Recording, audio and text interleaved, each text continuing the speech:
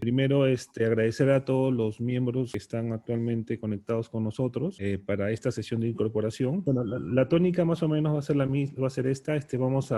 Cada presentador va a dar el resumen del currículum vitae de cada participante, va a dar su charla, pasamos al siguiente y al final, si hay alguna pregunta, se pueden hacer y ya declaramos la incorporación y algunos datos de dónde recoger los certificados. Entonces, como Sociedad Peruana de Cancerología, vamos a dar inicio a la 7ª sesión del año. Es la segunda sesión de incorporaciones. La primera fue en el mes de febrero. Posteriormente vamos a ver las actividades que vienen en un futuro para el conocimiento de todos los miembros de la sociedad. Como primer candidato para miembro asociado, voy a permitirme presentar al doctor Miguel Ángel Pinillos Portela, ¿no? El doctor Miguel Ángel Pinillos Portela cursó sus estudios escolares en el Colegio Liceo Naval, culminando con honores y premio a la excelencia en el año 2001. Posterior a lo cual ingresó a estudiar a la Facultad de Medicina Humana en la Universidad Ricardo Palma, la ciudad de Lima, hasta el año 2010, donde también culminó en primer puesto en orden de mérito. Él realiza sus serums en la ciudad de Pomabamba y luego ingresa a la residencia de cirugía oncológica en el INEN por la Universidad Cayetano Heredia. Desde sus primeros años, durante toda su residentado, el doctor Miguel Ángel Pinillos mostró una actitud destacada e interés por la oncología durante sus 4 años de formación. Se inclinó por la patología mamaria y de partes blandas, por lo que en virtud de sus méritos y notas alcanzadas, realiza un año de capacitación especial en el Departamento de Cirugía de Mamas y Tejidos Blandos del INEN, culminando en abril del año 2018. Luego de un paso fugaz por el Servicio de Patología Mamaria del Hospital Guillermo Almenara, gana la plaza para asistente en el INEN y actualmente es miembro del staff del departamento desde el mes de mayo del año 2019. El doctor tiene múltiples asistencias a cursos y congresos de la especialidad y ha participado en diferentes trabajos y publicaciones en los diferentes congresos. El doctor Pinillos es un médico joven con grandes aspiraciones y metas personales, tanto para el departamento de cirugía de mama, para el INEN, por lo que yo creo que el doctor cumple con los requisitos para pertenecer a la Sociedad Peruana de Cancerología. El tema del doctor Pinillos del día de hoy va a ser: sobreviven pacientes con cáncer de mama con biopsia en halo centinela en el INEN entre los años 2007 y 2017. Muy bien, doctor Pinillos, puede iniciar su conferencia. Buenas noches con todos. En esta oportunidad voy a sobrevivir en cáncer de mama con biopsia de ganglio centinela en el Instituto Nacional de Enfermedades Neoplásicas en los años del 2007 al 2017. Como introducción, el cáncer de mama es una patología oncológica más frecuente en la mujer tanto a nivel nacional como internacional, ¿no? Y se conocen ya los factores de riesgo, tanto de pronóstico, tanto de predictivo, están a veces asociados con la herencia familiar. Los porcentajes de incidencia y mortalidad a nivel del 2018, según la data del GloboCan, podemos observar que la incidencia del cáncer de mama ocupa en un segundo lugar después del cáncer de pulmón, llegando a un 11.6%, y en la mortalidad llegando al 6.6%, ¿no? Con respecto a la data en Lima Metropolitana del Registro Nacional de Lima Metropolitana en los años 2010 y 2012, se pudo ver que el cáncer de mama, en lo que respecta a nuevos casos, han llegado hasta 6.030, y en lo que respecta a mortalidad se ubica en el primer lugar, llegando hasta un 10.7%. Pero ¿qué es lo que ocurre acá? Podemos ver que en la mayoría de casos a nivel nacional, en nuestras evaluaciones del día a día, vemos que la mayoría de pacientes llegan a nuestro consultorio con un cáncer de mama localmente avanzado y muy pocas veces podemos observar cánceres de mama temprano diagnosticados. Entonces, ¿qué es lo que tenemos que hacer? Uno, tener una tarea de prevención, tratar de prevenir, focalizar más la llegada hacia los pacientes, y con eso podemos evaluar mejor y dar mejor tratamiento a los pacientes. No obstante, tenemos que observar que si hay compromiso a nivel axilar y si con mayor frecuencia debido a la cirugía se puede relacionar con un linfedema de un 10%, o a veces llegar asociado después a la radioterapia con un incremento hasta de un 20 al 25%. Entonces, ¿qué es lo que tenemos que enfocarnos? Sobre todo es el manejo de la axila. Ya se ha visto múltiples estudios, ensayos aleatorizados que nos están buscando que hay que hacer menor actividades, menos es más. Y es una frase que se está haciendo muy común en lo que respecta al día a día en el cáncer de mama y en otro tipo de neoplasia. No ser radical tanto como antes. Entonces, en el estudio que pude realizar en los años 2007 al 2017 fue cuál es la sobrevida, ¿no?, de estos pacientes que se les realizó biopsia de ganglio centinela y disección radical de axila en cáncer de mama. El objetivo principal fue determinar la sobrevida global de los pacientes que se sometieron a la biopsia de ganglio centinela y disección radical de axila. Asimismo, poder conocer ciertas características de los pacientes estudiados, reconocer qué estadios se beneficiaban de la biopsia de ganglio centinela sobre la disección radical de la axila, determinar la recurrencia loco-regional luego del tratamiento con quimioterapia e identificar qué tipo molecular se beneficiaría de biopsia de ganglio centinela ante la disección radical de axila. En lo que respecta a la metodología, se pudo hacer un tipo y diseño de estudio tanto observacional, porque solamente nos basamos a la evaluación de la historia clínica, fue de manera retrospectiva y a la vez analítica, porque me permitieron evaluar ciertos factores que podrían estar relacionados con ellos.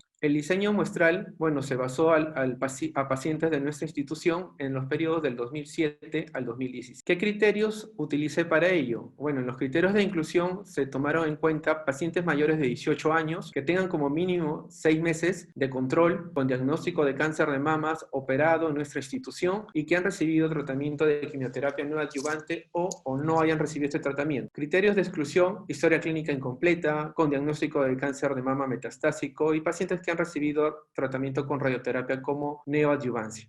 En el procesamiento de datos se utilizó el SPS en la versión 22 y el Excel en un computador. Para el análisis de sobrevida se utilizó el método de Clapham-Meyer para generar curvas de sobrevida univariado, los cuales fueron comparados usando el test de Ron-Rack. El método de regresión de Cox fue usado para establecer modelos de sobrevida multivariado y los resultados del modelo Cox fueron reportados como hazard ratio con el 95% de intervalo de confianza. En los aspectos éticos, el estudio por su tipo y diseño no se contrapone ni vulnera aspectos bioéticos. Entonces, en lo que respecta a los resultados, tuvimos una edad promedio de pacientes que fue de 51.9 años, que iban en los rangos entre los 21 a 87 años, siendo significativo, siendo este mayor porcentaje en promedio de edad en los pacientes con biopsia de ganglio centinela sobre la disección radical de axila. Entonces, acá podemos observar en lo que respecta a la disección y a la biopsia de ganglio centinela que fue representativo en el análisis univariado en esta tabla, y que los promedios varían en un 51.9%. ¿Qué más se pudo observar? El mayor porcentaje iba entre los 30 a 69 años, con una alta más en la década entre los 40 y 49 años, siendo representativo más en la disección radical de axila, cosa que es muy distinta en lo que respecta al centinela, que se veía más entre los rangos entre los 50 y 59 años. Con respecto al estadio, se veía más mayor porcentaje en este estudio, porque tuvimos que hacer una muestra en la población en líneas generales y teniendo en cuenta en los brazos del ganglio centinela y los brazos de la disección radical de axila, unos eran del 357 y 357 también para la disección radical de axila, siendo mayor porcentaje en los estadios 1 y 2. Con respecto al compromiso ganglionar, sí se llegó a ver que había compromiso ganglionar en un 40% en la disección radical de axila y casi 60% no hubo compromiso ganglionar. En lo que respecta al centinela, en este estudio se separaron, que pueden verlo acá en la pantalla, el compromiso ganglionar no hubo, solamente el centinela, los centinelas fueron negativos. El caso contrario fue que en este grupo de la disección radical de axila, lo que se tomó en cuenta fueron pacientes que en el ganglio centinela fueron positivos y después se les realizó disección radical de axila, todos se incluyeron en este brazo de estudio. Con respecto al grado histológico, con mayor frecuencia o mayor preponderancia fueron los grupos 2 y 3, dado por a veces la agresividad en la cual nosotros podemos ver el tipo de neoplasia con la que nos enfrentamos. Asimismo, en la clasificación histológica, con mayor preponderancia también pudimos ver el cáncer ductal. Con respecto a los subtipos moleculares, vamos en lo que respecta a la data a nivel internacional, vamos igual lo que se puede ver con mayor frecuencia la preponderancia a nivel del brazo luminal, resaltando más los luminales A y también su relación más con el compromiso ganglionar, cosa que en menor porcentaje lo podemos ver tanto en el ER2 como en el triple negativo. También se pudo reportar 10 decesos que era un 1.4% que no tenían relación con la neoplasia, sino por otro tipo de patologías, y la mediana de seguimiento fue de 41 meses. Acá podemos ver, se relacionó, quisimos ver una sobrevida global por estadios, ¿no?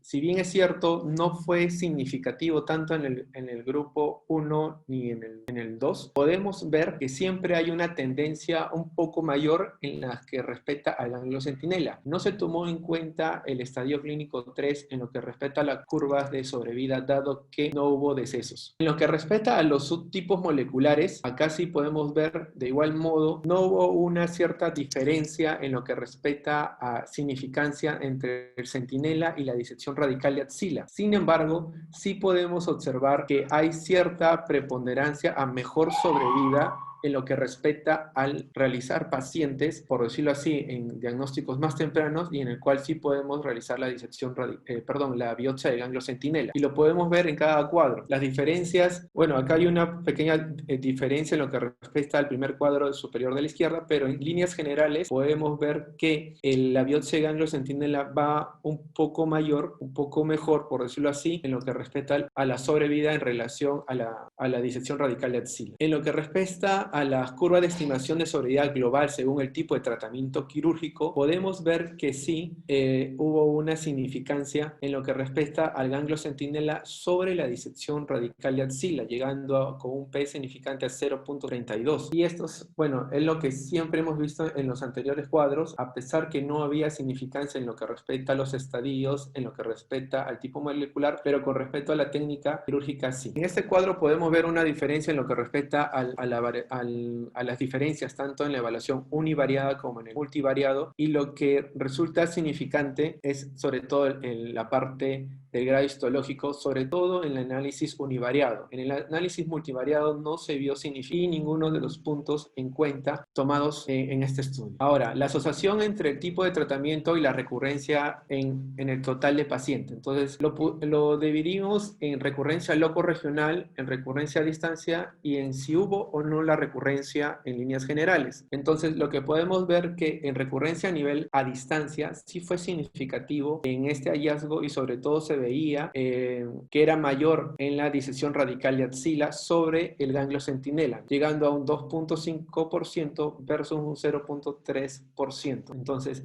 sí se llegó a encontrar significancia. Asimismo, se encontró una asociación significante en la recurrencia en general con el tipo de tratamiento quirúrgico. La proporción de pacientes con recurrencia es mayor en la disección radical de axila sobre la biopsia de ganglio centinela, llegando a un 4.2% versus un 1.7% respectivamente. En lo que respecta, en esta tabla se pudo observar también en el análisis univariado y como multivariado, el tratamiento quirúrgico no se muestra como un predictor significativo, ¿no? Solamente en el univariado se puede ver ciertas, tanto el estadio clínico saliendo como significativo, el grado histológico y los tipos moleculares, sobre todo el luminal B, salieron significativos, pero en el análisis multivariado, analizando todas las variables, no fue significativo. Entonces, en lo que respecta a la discusión, tenemos que el manejo de la axila es probablemente el punto más controversial en el tratamiento del cáncer de mama actualmente, y lo que se trata de buscar en el día a día es que menos es más. Y ese es el punto que todos los ensayos aleatorizados que se están mostrando actualmente apuntan hacia él. En uno de nuestros principales hallazgos fue la sobrevida global de los pacientes con cáncer de mama con respecto a los tratamientos quirúrgicos, y fue significativo, en donde el centinela fue superior con respecto a la disección radical de axila, y es algo que se puede ver en el estudio del ACOSOL Z0011, observando una sobrevivencia a 10 años del 86.3% en el grupo del centinela y un 83.6% en el grupo de la disección radical de axila.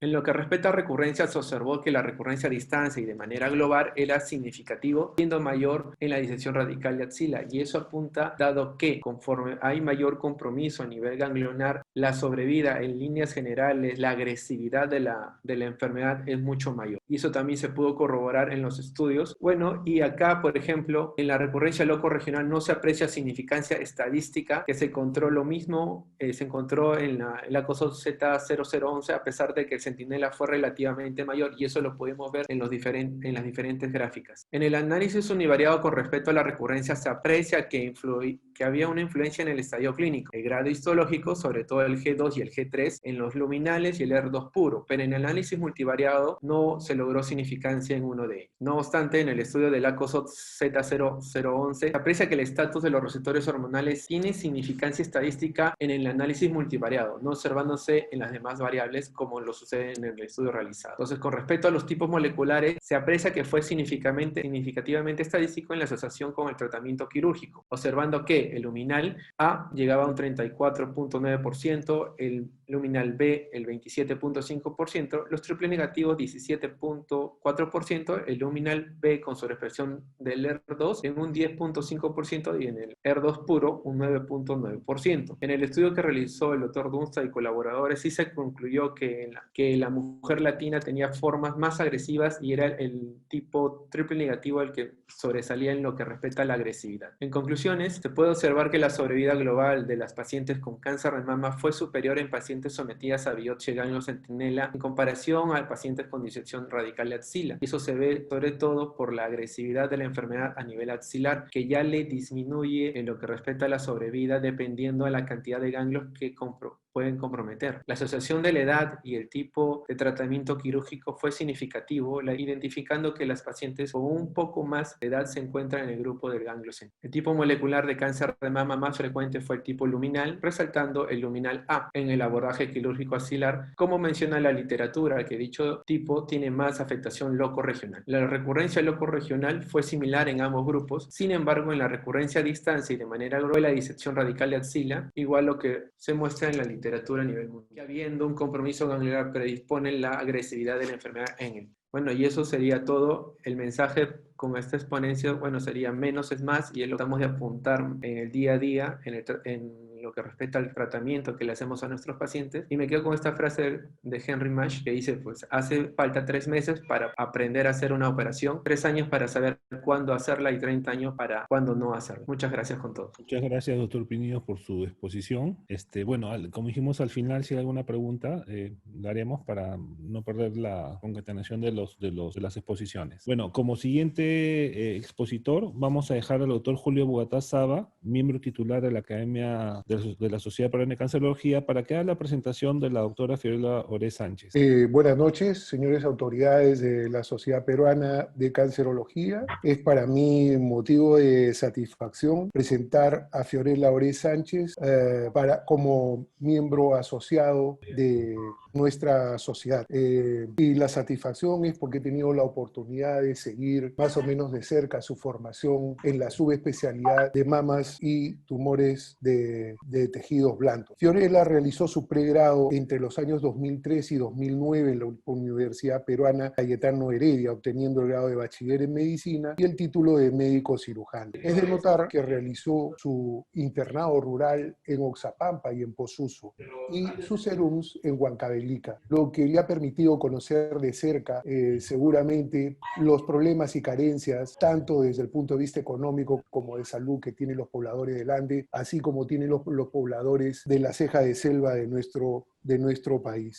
La doctora Oré entre los años 2011 y 2014 realiza la especialidad de cirugía general por la Universidad Peruana Cayetano Heredia y entre el 2017 y el 2020 ingresa al Instituto Nacional de Enfermedades Neoplásicas como en la subespecialidad de cirugía de mamas y partes blandas. La doctora Oré ha realizado una serie de rotaciones, una de las más importantes probablemente. La doctora Oré además es miembro de la Sociedad de Cirujanos Generales del Perú, miembro de la Sociedad Peruana de Cirugía Endoscópica, del capítulo peruano de la International Hepatopancreatic Association.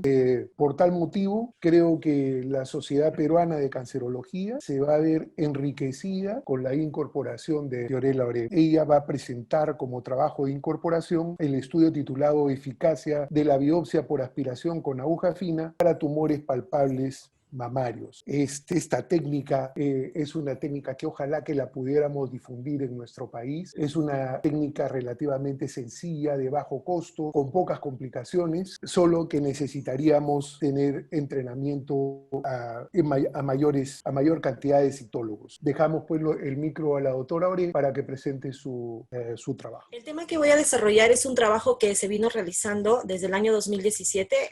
El título es Eficacia de la biopsia por aspiración con aguja fina para tumoraciones palpables mamarias. ¿Por qué de este estudio? Siendo el cáncer un problema global, sabemos en la estadística del INEN del año 2007 al 2011, los estadios en los cuales se diagnostica el cáncer o que viene en nuestra población es un estadio 2, que es el 36%, y un estadio clínico 3, un 43%. La decisión de realizar una BAF o biopsia con aguja gruesa o biopsia core se puede ver influenciada por el costo del procedimiento. Y esto es importante saberlo porque ya existen estudios de costo-efectividad de intervención en el control de cáncer de mama, como fue el estudio efectuado por la doctora Vidaurre, el doctor Abu Ghattas, entre otros, en el año 2013. Este estudio fue un estudio que se realizó y en el que se vio justamente que el cáncer de mama se diagnostica en nuestro país en estadios tardíos, en realidad en estadio 2 y estadio 3, y en el cual los principales, digamos, métodos o formas en las cuales se podía lograr a tener adecuados métodos costo efectivos fue la mamografía trienal, pero también se mencionó el examen físico con la biopsia por aguja, con aguja fina, para que pues, se pueda realizar en zonas rurales, ¿no? Entonces podría ser un método costo efectivo que nos podría... Además, siendo la BAF un recurso accesible, sería conveniente definir la eficacia del mismo, ¿no? Porque como en otros estudios que se han visto, en los cuales han participado, por ejemplo, es una publicación de este año del doctor Dunstan en el The Breast Cancer Early Detection del American Cancer Society, justamente se hablaba justo de la principal barrera para el diagnóstico es que se hacen diagnósticos tardíos de cáncer de mama, y esto se debe a la disminución, a la poca, digamos, apertura que existen de las poblaciones a que se puedan hacer un diagnóstico temprano del mismo, ¿no? Entonces, en Sudamérica hablamos que es más o menos la mayoría se diagnostica un 30-50% en un estadio clínico 3 o 4, y es muchas veces por los pocos recursos que contamos para esto. Entonces, esta fue la razón del estudio. El diseño del estudio es un estudio retrospectivo de corte transversal y analítico en el departamento de mamas y tumores blandos.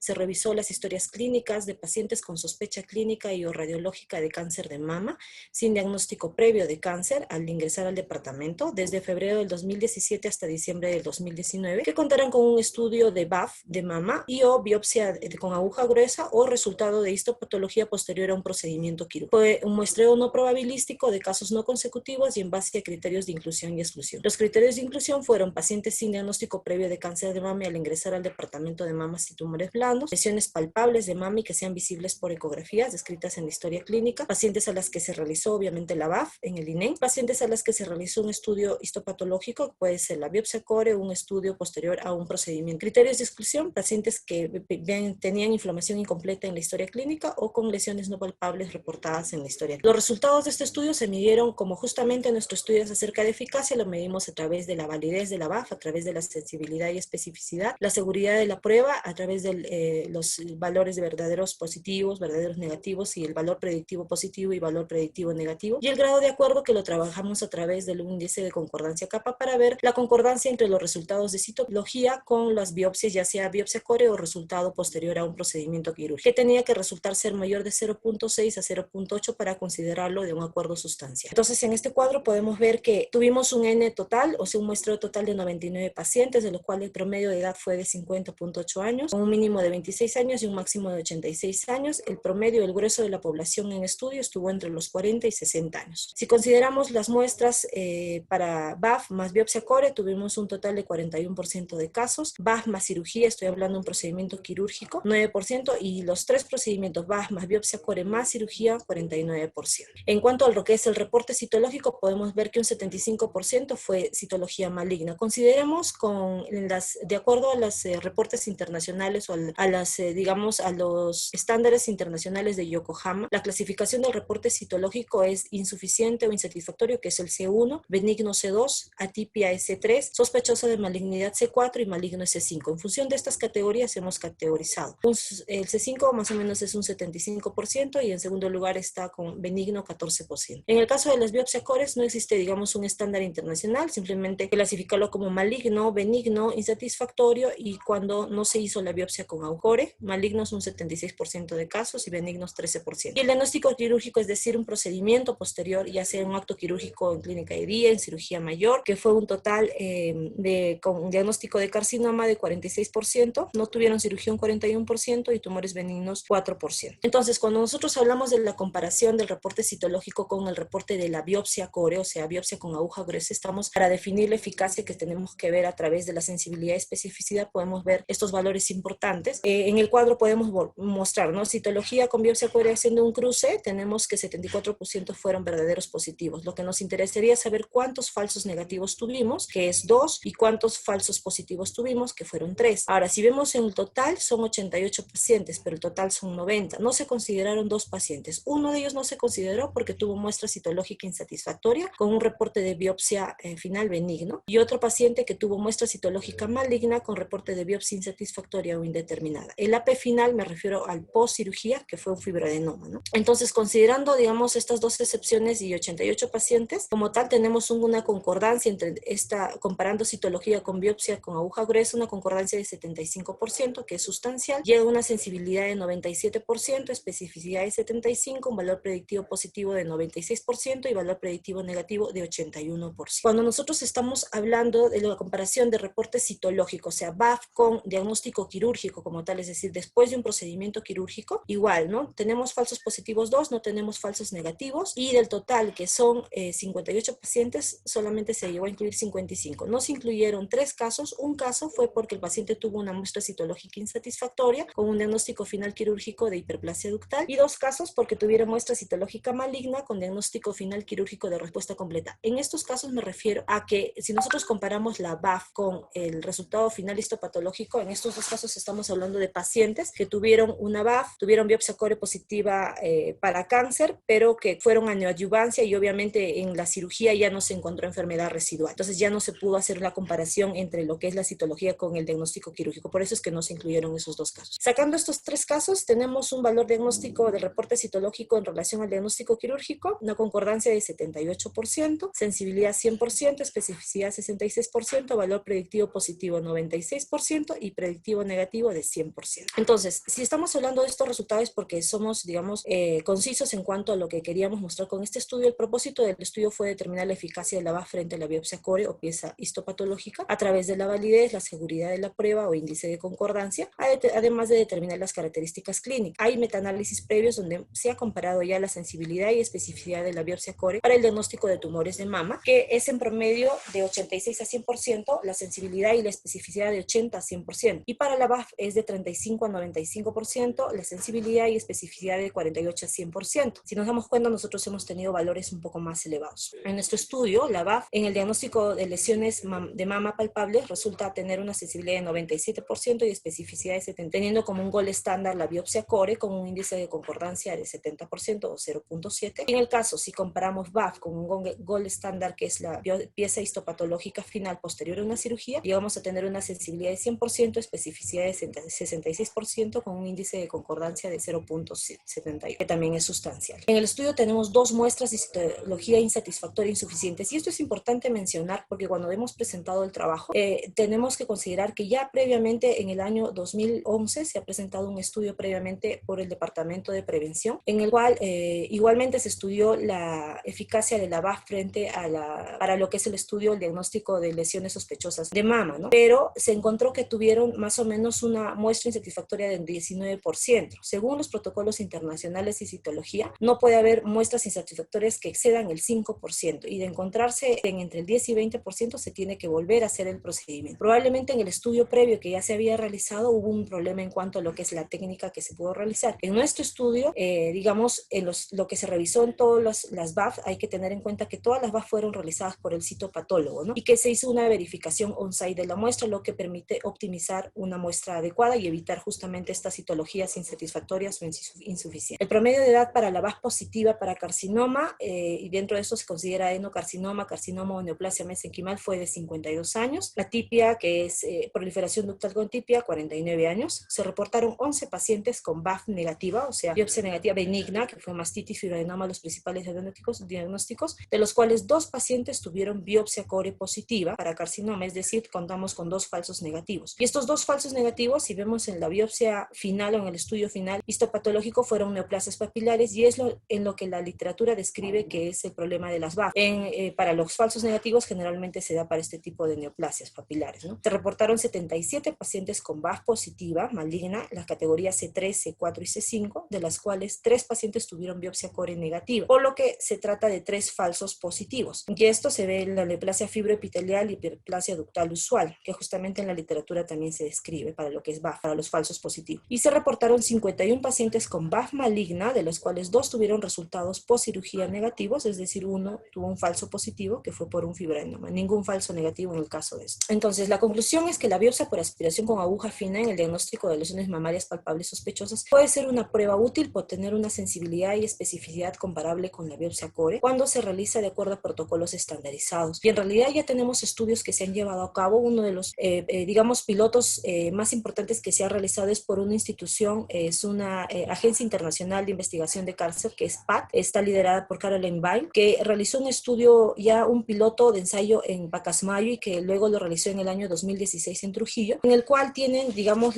el objetivo es lograr, digamos, a través de estrategias de socialización de lo que es el cáncer de mama, a través del entrenamiento personal que no sea exactamente cirujanos de mama, sino llámese obstetrices o enfermeras, a través del examen físico, la ecografía y la biopsia por aguja fina, lograr estrategias para un diagnóstico temprano de cáncer de mama, ¿no? Entonces, ya existen estudios y protocolos que se están realizando para esto. Y la segunda es reconocer que el rol de la BAF en las lesiones palpables de mama y formular proyectos de capacitación adecuados en centros de atención de primer nivel, considerando que se puede obtener diagnósticos oportunos de mejor costo y más rápido. Eso es todo. Gracias. Gracias. Muchas gracias, doctora Boré, por su participación. Como siguiente participante, voy a hacer la introducción del doctor Romano López Palomino. El doctor Romano nació en la ciudad de Huancayo, estudió en el Colegio Santo Domingo de Guzmán, obteniendo calificaciones de excelencia, culminando en primer puesto en el cómputo general en el año 2003. Luego ingresó a la Facultad de Medicina de la Universidad Mayor de San Marcos, donde realizó estudios de especialización de cirugía general a través de la Universidad Mayor de San Marcos, culminando el año 2013. Y actualmente se encuentra realizando su segunda especialización como fellow en cirugía oncológica de mamas y tejidos blandos,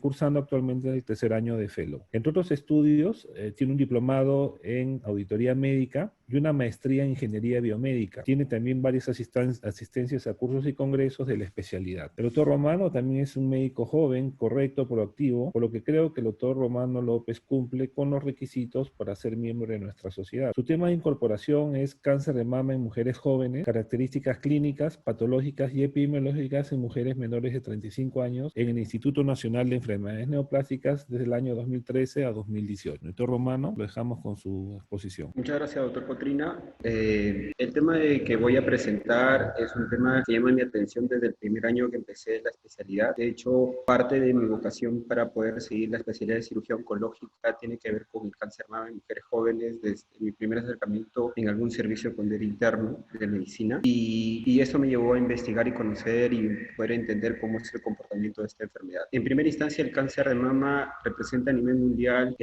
una enfermedad con una tasa de mortalidad de 13 en 100.000 mujeres, con una incidencia alrededor del 46.3%. Si bien es una enfermedad que se presenta más en mujeres de mayor edad, tiene un índice bastante creciente en los últimos años en mujeres menores de 40 años, convirtiéndose en la primera causa de nuevos casos diagnosticados, alrededor del 22.4%. Esta incidencia estimada en 4.5 de 100.000 mujeres y con una tasa de mortalidad de 0.73 por cada 100.000 pacientes. De esta forma representa la segunda causa de muerte para mujeres en este grupo de edad. En países desarrollados, al parecer se comporta de una forma distinta a países en desarrollo, en Latinoamérica. La incidencia varía de 5 a 7% en mujeres jóvenes y el grupo etario más comprometido es de 25 a 39 años. En países en desarrollo, en Latinoamérica, en nuestro país, esa incidencia debería estar estimada alrededor de 8%. Sin embargo, tenemos una incidencia de 20% con una tasa de mortalidad del 13% de mujeres jóvenes en una estimada de 4%. 4%. El Perú entonces tiene una tasa ajustada para la edad bastante alta y en un estudio del 2010 a 2012 del registro de cáncer de mama describe una tendencia creciente en el cáncer de mama en mujeres jóvenes. Si hacemos una buena revisión que nos conlleva a determinar el por qué estudiar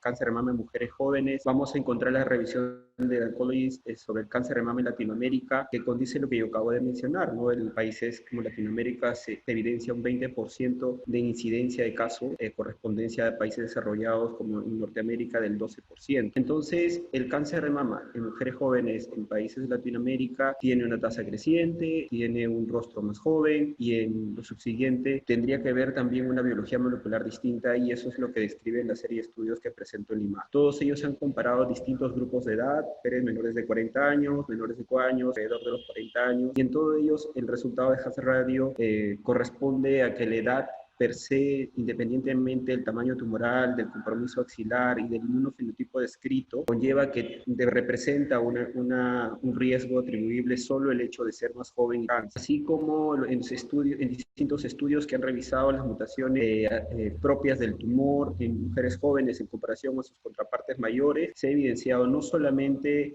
la presencia de mutaciones como PIK3CA o TP53, sino también mutaciones como GATA3 en los subtipos luminals, asimismo como alteraciones puntuales genómicas que corresponden a una resistencia endocrina al tratamiento o a la presencia de células tipo stem cell en tumores conlleva un tratamiento o a regulaciones dentro del ciclo celular que conllevan también a mayor índice de proliferación en los tumores. Hay una serie de estudios como el estudio POSH, que es un estudio inglés que conlleva y describe muchos datos de los cuales yo he utilizado como fuente para poder determinar las variables en el estudio que voy a realizar en función a la edad de corte, 40 años, en función al tiempo de seguimiento, en función a poder separar los grupos según los inmunofenotipos, triple negativo, luminal, YER2, asimismo como evidenciando la sobrevida en distintos grupos, y eso es lo que vamos a observar, que es la marcada diferencia entre los subgrupos según la edad. Y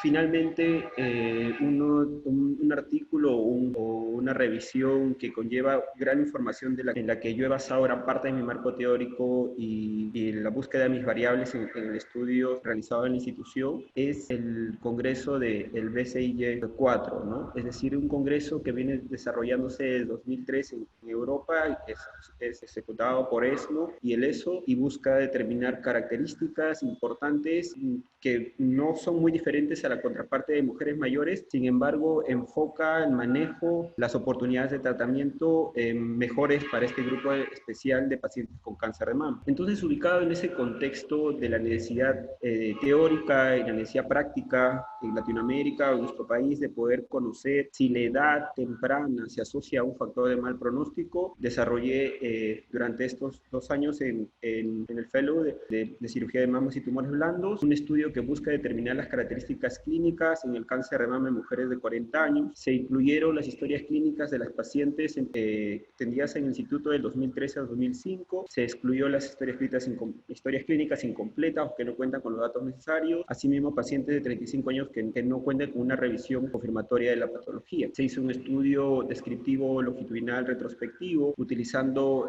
un procesamiento y análisis de datos para las variables tanto cuantitativas como cualitativas, utilizando SPC20 para Windows y MINAP, así como las pruebas de chi cuadrado y el método de Kaplan-Meier con corrección Cox para poder determinar los datos atribuidos. La edad promedio en este estudio de las pacientes fue 36 años. Se incluyó pacientes en 3 grupos, de menores de 30, de 30 a 34 y 35 a 39, para un seguimiento de 55 meses. De un total de 460 pacientes, los 3 grupos se dividieron en pacientes menores de 30 años, alrededor de 49 pacientes, de 30 a 34, 16, de 35 a 36, 242 pacientes. Lo que se observó según la curva de sobrevida es que las pacientes con menos de 30 años tuvieron una evolución en el seguimiento más tórpida en correspondencia a su contraparte de mayor edad. Asimismo, la progresión de enfermedad en este grupo de pacientes fue en un tiempo menos de 8 meses y muchas de ellas ingresaron con crisis visceral o con enfermedad muy agresiva, incluso con estadios 4 y con poca opción de manejo o tratamiento para ello. El 45% ingresaron en un estadio 3, 3B de ellos o estadio 4 en general, es decir, en estadios avanzados. La supervivencia global del grupo de menor edad en correspondencia al grupo de mayor edad fue casi el 50% de mujeres en el seguimiento para mujeres menores de 30 años y 73 para las mujeres de 35 a 30.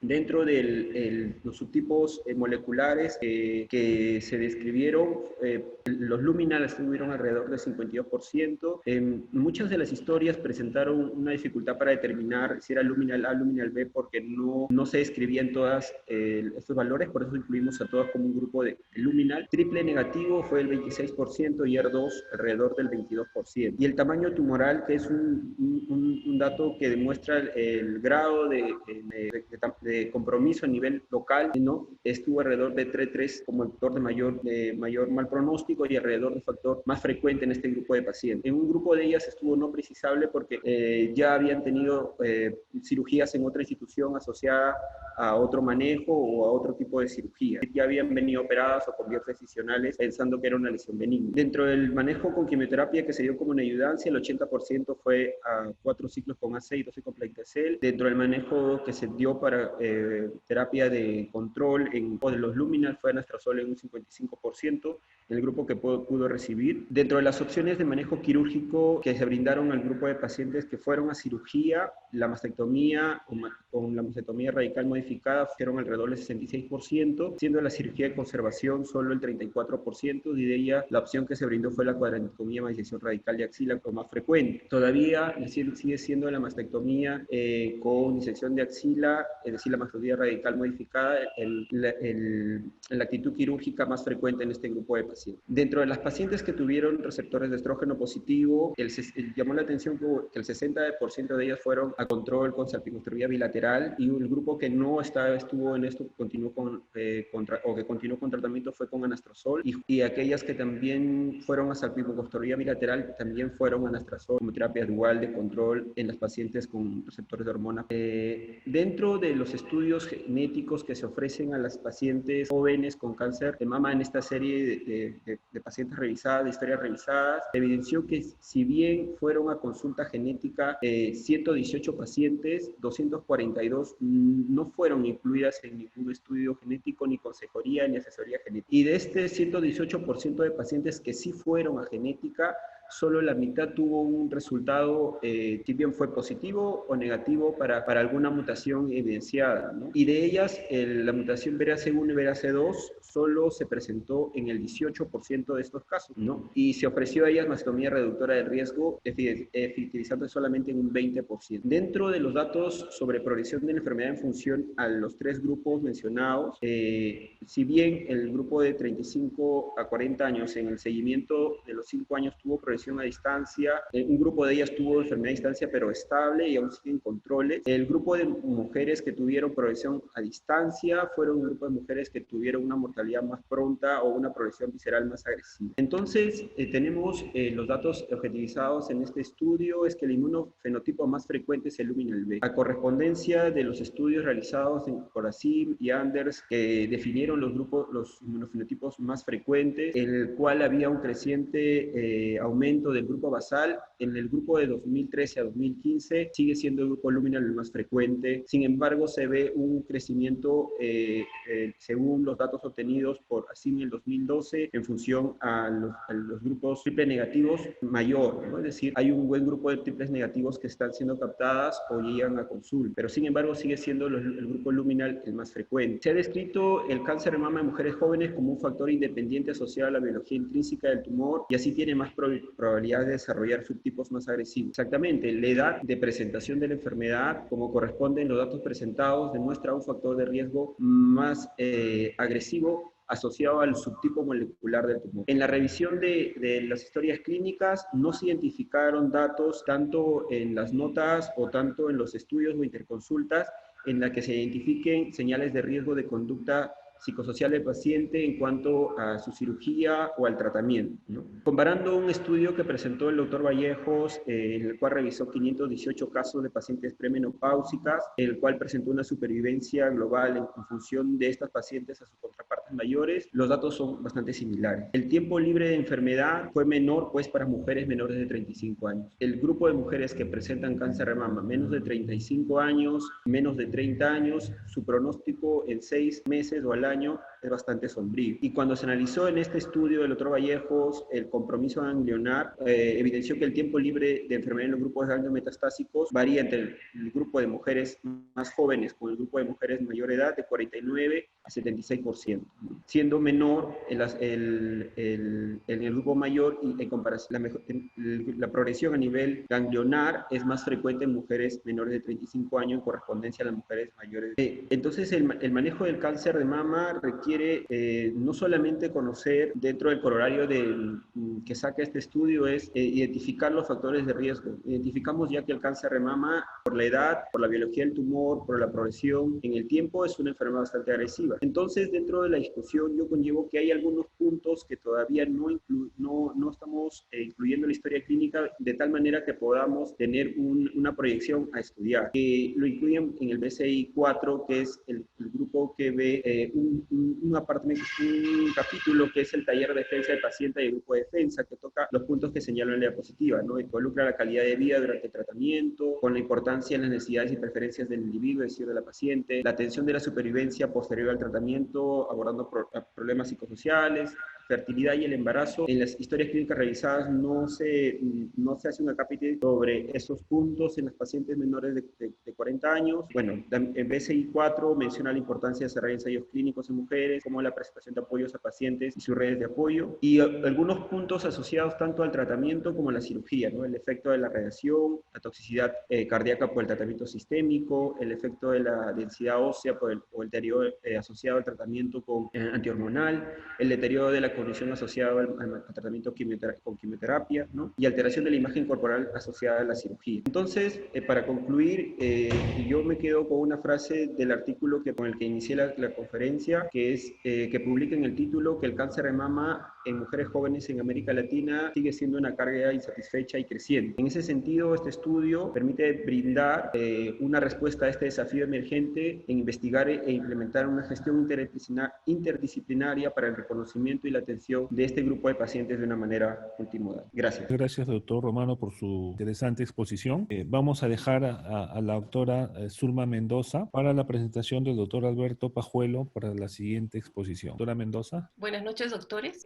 Buenas noches, miembros de la sociedad y público presente. Agradezco a la Sociedad Peruana de Cancerología por la invitación y permitirme presentar al doctor Alberto Pajuelo Mejía. Él es médico formado en la Universidad Peruana Cayetano Heredia en pregrado. Luego realizó la especialidad de cirugía general en el Hospital Cayetano Heredia por la misma universidad. Durante su residencia ha realizado rotaciones en diferentes hospitales de Lima y también de provincia, como en el Hospital de Huaraz. Fue médico asistente de cirugía general en el Hospital Cayetano Heredia. Ha realizado diferentes trabajos de investigación presentados en los congresos de cirugía general y actualmente es médico fellow en el último año de su especialidad de cirugía oncológica de mamas, piel y tejidos blandos en el Instituto Nacional de Enfermedades Neoplásicas. Él se ha destacado por tener el profesionalismo necesario, el emprendimiento y la iniciativa para seguir adquiriendo más conocimientos en bien de nuestros pacientes, por lo que considero que debe pertenecer a nuestra sociedad, y para incorporarse va a presentar un trabajo de investigación titulado Tumor maligno de la vaina del nervio periférico. Buenas noches a todos nuevamente. El día de hoy voy a presentarles mi trabajo de investigación de tumor maligno de la vaina del nervio periférico, la experiencia del Instituto Nacional de Enfermedades Neoplásicas. El tumor maligno de la vaina del nervio periférico es un tumor poco frecuente del nervio periférico que representa solo el 10% de los tumores diagnosticados del nervio periférico y se considera como un sarcoma de partes blandas. La incidencia en la población general es de 1 por 100.000 habitantes y el riesgo de desarrollar esta patología en pacientes con neurofibromatosis tipo 1 está entre el 8 y el 13%. Como les mencioné, es una patología poco frecuente y en el instituto vemos aproximadamente un promedio anual de 9.3 pacientes por año, según la estadística del departamento. Bueno, el diseño del estudio se realizó una revisión retrospectiva de 181 pacientes con tumores malignos de la vaina del nervio periférico, confirmada por patología. Como se incluyeron todos los pacientes con el diagnóstico anatomopatológico y operados en el departamento de mamas y partos blandas, y que fueron tratados entre el año 1997 al 2015. Se presentaron técnicas quirúrgicas, tratamientos coadyuvantes, y también se clasificaron los tumores dependiendo del tamaño, grado histológico, prevalencia y la localización de cada tumor, y se estimó la sobrevida global y sobrevida libre de enfermedad. Se realizó un análisis descriptivo a través de frecuencias, porcentajes y medias, y a través de las curvas de sobrevida se estimaron por el método de Kaplan-Meier, y posibles diferencias entre las mismas se evaluaron con el Lorentz test. Bueno, los resultados obtenidos en este estudio, como les mencioné, fueron 181 pacientes. La media de edad fue de 34 años, un promedio de 36.3. Principalmente se ocupan en este rango de edad entre 30 y 54 años, entre jóvenes. La relación entre hombres y mujeres fue similar, de 51.4 en varones, 48.6 en mujeres. Con respecto al tamaño tumoral, fue un promedio de 14.3 centímetros y una mediana de 11. La localización fue principalmente en extremidades, la cabeza, miembros inferiores, con 114 casos, 63% de todos. Y el tamaño tumoral promedio a nivel patológico fue de 13.1 centímetros, con diferentes grados histológicos. El grado más frecuente fue el grado 2. Y bueno, con respecto a esos fueron los hallazgos a nivel de la descripción macroscópica y al nivel clínico de las tumoraciones. Se pudo hacer un estudio ya del tamaño tumoral y relacionarlo con la sobrevida global. La sobrevida global con respecto a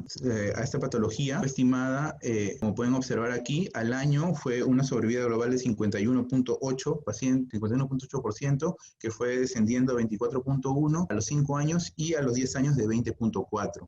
Y se estudiaron las diferentes variables para ver si es que existía alguna relación estadísticamente significativa con la sobrevida global, dentro de las cuales las variables que se estudiaron fue el tamaño tumoral, el tipo de cirugía, los márgenes y la adyuvancia, donde pudimos observar un P menor a 0.05 en el tamaño tumoral y en el tipo de cirugía. Como pueden observar en la tabla, cuando hablamos de pacientes con un tamaño tumoral de 5 a 10, la sobrevida que va disminuyendo significativamente a los 5 y a los 10 años, de 79.6 a 40.6, y cuando es mayor de 10, de 51.4, 16.1, 9.4. Y con respecto al tipo de cirugía, con respecto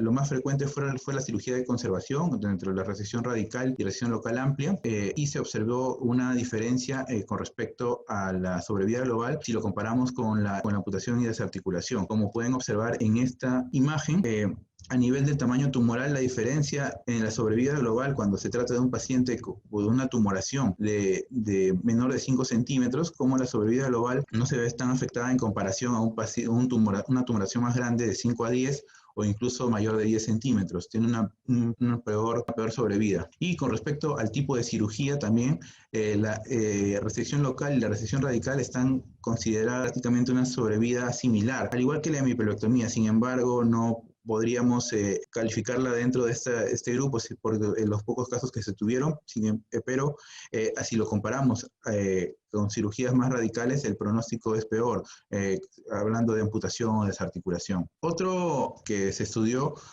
fue la sobrevida libre de recurrencia, en la cual también tratamos de identificar si es que el tamaño tumoral, el grado histológico, el tipo de cirugía o los márgenes tenían alguna relación, y pudimos observar que, al igual que en la sobrevida global, el tamaño tumoral y el tipo de cirugía tuvieron un P menor de 0.05. Como pueden observar en las curvas, también cuando hablamos de un tamaño menor de 5 centímetros, tiene una libre de recurrencia mucho mejor que en comparación a los diferentes, a un tamaño mayor de 5 a 10 o mayor de 10 centímetros. Cuando, por ejemplo, en tumores mayor de 10, la sobrevida global se ve bastante comprometida, de un 38% al año, a diferencia de un tumor de menos de 5 centímetros, que es de 65.2, y esta va disminuyendo notablemente en comparación a la contraparte de menor de 5 centímetros. Y al igual que la cirugía de conservación, que tiene una recurrencia libre de la enfermedad de 77, sobrevida libre de recurrencia, perdón, de 77.2 al inicio, al primer año, si lo comparamos con una desarticulación o amputación que es de 33.4. Pudimos observar que tuvieron diferencias estadísticamente significativas, y por el contrario que nosotros pensaríamos que los márgenes comprometidos iban a tener una implicancia en la sobrevida libre de recurrencia, no lo fue, o por lo menos no fue estadísticamente significativo en el estudio que se realizó. Como pueden observar también la diferencia en la gráfica que entre la cirugía de conservación y la cirugía radical. Bueno, en esta tabla tratamos de comparar ya el análisis univariado y multivariado de las variables que encontramos con un P menor de 0.05, que fueron el tamaño tumoral, y con el análisis univariado se observó que sí era estadísticamente significativo comparado con el punto de referencia, que fue un tamaño menor de 5 centímetros. Con respecto a tumoraciones mayores, sí se observó que había diferencia, un hazard ratio de 1.27 en el caso de 5 a 10 y uno de 2.75 en pacientes mayores de 10, perdón, con tamaños mayores de 10 centímetros. En el caso de cirugía de conservación, la región radical y la región local amplia, se observó también diferencias en el caso de amputación, que era un hazard ratio de 2.11 y que fue aumentando cuando se hablaba de una desarticulación a 2.86. Y se cruzaron estas variables en un estudio bivariado y también se observó que eran estadísticamente significativas con respecto al tamaño tumoral de mayor de 10 centímetros y también a la amputación y desarticulación. Esto es con respecto a el análisis con respecto a la sobrevida global. Y al igual que en la sobrevida global, con respecto a la sobrevida libre de recurrencia, pudimos observar diferencias con respecto al tamaño tumoral y al tipo de cirugía, ¿no? Que la cirugía de conservación tenía mejor pronóstico que la cirugía más radical, que fueron diferencias estadísticamente significativas. Con respecto a la discusión, se observa que la edad en general del estudio, se observa que la edad promedio de los pacientes del estudio fue de 36.3 años, un rango de 2 meses hasta 81 años, y fue inferior a otras series que reportan unas de edades mayores de 44 años, como un estudio que se realizó en la Clínica Mayo, que se estudiaron 175 pacientes, y se describieron, al igual que este estudio, las características clínicas y se calculó la sobrevida global y la sobrevida libre de recurrencia en estos pacientes. Sin embargo, hay que discutir bastante eso porque el tipo de pacientes que se estudiaron son diferentes a nuestra realidad, a la realidad peruana. Y lo vamos a observar en los resultados, ¿no? Principalmente el 50% de los pacientes fueron menores de 34 años. La relación entre hombres y mujeres fue prácticamente la misma, y 48.6 mujeres en el caso del estudio y 51 en el caso del estudio de la Clínica Mayo. El examen clínico, los tumores midieron un promedio de 14.3 centímetros. Sin embargo, en el estudio descrito por la Clínica Mayo, hablamos de tumores de aproximadamente 6 centímetros. La localización más frecuente también fue en miembros inferiores. En nuestro caso fue de 114,63%, y en el caso de la Clínica Mayo fue del 65%. Con respecto a la sobrevida libre de recurrencia, a los 5 y a los 10 años fue de 51.8, de 24.1 y de 20% respectivamente. Y se encontraron diferencias significativas en la sobrevida libre de recurrencia según el tamaño tumoral clínico y el tipo de cirugía, que fue similar al estudio de Byron y Cole, que fue un estudio que solo estudió 45 pacientes, con 54 pacientes, y que también concluyó que los pacientes con tumoraciones menores de 5 centímetros tenían un mejor pronóstico a comparación a los que no, con respecto a la sobrevida libre de recurrencia. También evaluadas en conjunto, ambas variables muestran ser importantes para explicar el tiempo hasta la recurrencia de los pacientes. El riesgo de recurrencia en pacientes con tumores más de 10 centímetros es mayor que los pacientes con tumores de menos de 5 centímetros, un hazard ratio de 2.43, y el riesgo de recurrencia de pacientes sometidos a la amputación o desarticulación es mayor a los sometidos a la resección radical, que es similar al estudio de Miriam. Sin embargo, se confirma el estudio de Miriam que también se realizó un estudio de 1.300 pacientes que concluyeron que la relación que estaba directamente relacionado al tamaño tumoral. Sin embargo, la Clínica Mayo no mostró diferencias estadísticamente significativas entre ninguna variable que se estudió, ni siquiera el tamaño, ni el grado histológico, ni ni ninguna de las otras variables estudiadas para la sobrevida libre de recurrencia. Con respecto a la sobrevida global, al año, a los 5 y a los 10 años, se estimó entre 65.1, 28.8 y 22% respectivamente. Esto fue inferior a lo descrito en la Clínica Mayo, que según describen a la sobrevida a los 5 y a los 10 años fue de 60 y 45%. Y esto probablemente esté relacionado al tipo de pacientes que nosotros tratamos en el instituto, a diferencia de los pacientes que se estudiaron en la Clínica Mayo. Se encontró diferencias significativas en sobrevida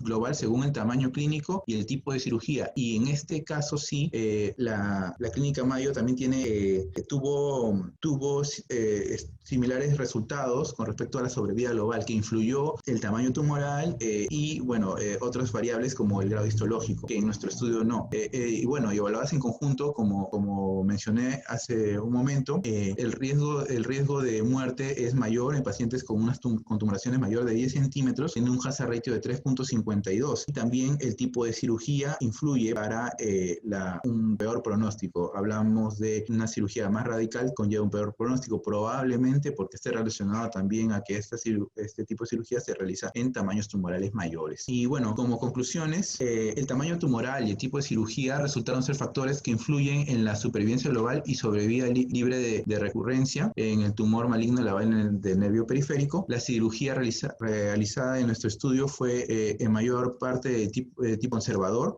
siendo ese el tratamiento estándar. Sin embargo, no es el tipo conservador, pero no lo suficiente, porque fue aproximadamente 60%. Sin embargo, los estudios de la Clínica Mayo fueron del 95%. Entonces, y bueno, como lo mencioné, también probablemente sea por el tipo de tumoraciones que ellos tratan. Bueno, el tratamiento adyuvante, como pudimos observar en un inicio, no mostró mayor beneficio en el pronóstico de esta patología y se puede considerar en situaciones extremas que no esté indicado el manejo quirúrgico. Además, esta es una patología poco frecuente y se requiere más estudios para conocer su comportamiento y adecuado manejo. Y para concluir, quería terminar con esta frase que me pareció muy interesante. Enseñar no es transferir el conocimiento, sino crear las posibilidades para su propia posibilidad o construcción. Y es algo que vemos o que veo día a día en el instituto. Y ahora, trayéndoles a este trabajo, es algo que motiva a construir y crear más conocimiento para las futuras generaciones y también para beneficio de nuestros pacientes. Muchas gracias. Muchas gracias, doctor Alberto Pajuelo, por su excelente exposición. Bueno, una vez culminadas las 4 presentaciones, vamos a dar pase, no sé si hay algún comentario o alguna pregunta de los miembros participantes. Buenas noches, habla el doctor Falla. Hola Martín, ¿cómo estás? ¿Cómo está, doctor? Yo quisiera hacerle una pregunta al doctor Pajuelo. Interesantísimo su trabajo, pero quería saber si él había notado alguna diferencia con este tipo de neoplasias en los pacientes que tienen neurofibromatosis y los que no tienen neurofibromatosis. ¿Hay alguna diferencia en la progresión de la enfermedad, en el tipo de presentación? Sí, gracias por mencionarlo. Sí lo había considerado en el trabajo. Sin embargo, como es tan extenso, que me parece que podría ser motivo de hacer otro trabajo. Con respecto pero lo que he podido encontrar es que pacientes con neurofibromatosis son 22% de los pacientes estudiados. Y que sí hay un peor pronóstico cuando presenta la neurofibromatosis. Y sí nos falta afinar un poco variable por variable, pero sí es algo que también lo han hecho otros trabajos. Incluso hay un metaanálisis de 1.800 pacientes que hablan de la diferencia entre neurofibromatosis, con neurofibromatosis y sin neurofibromatosis. Y me parece que dada la importancia, podría ser otro trabajo con la base ya estudiada. Perfecto, muchas gracias. ¿Algún otro comentario o pregunta? Bueno, en vista que todo está claro, luego de las presentaciones de los 4 doctores o interesantes trabajos, Sociedad Peruana de Cancerología felicita a los doctores y les brinda el certificado de incorporación como miembros asociados a nuestra sociedad, comprometiéndolos a aportar a nuestra sociedad todos los conocimientos adquiridos y su predisposición para participar en las diferentes actividades de nuestra sociedad para contribuir al éxito de la misma. Para comunicarles que los certificados los pueden recoger del instituto, están ahí ya firmados. Y bueno, nuevamente felicitaciones